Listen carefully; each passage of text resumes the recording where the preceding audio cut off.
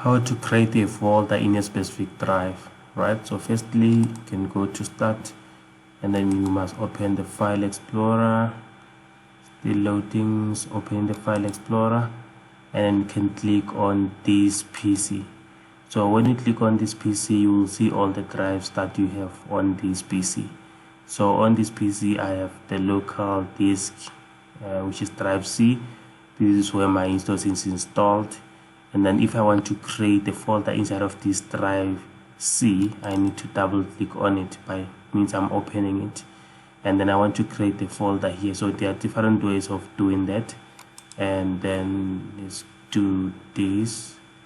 Click on home, so manage. Okay, let's see if you click there.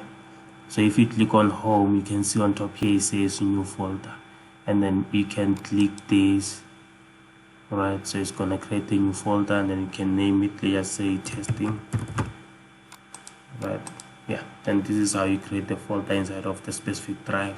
And the second option that you can use, you can just right click while you are inside the drive.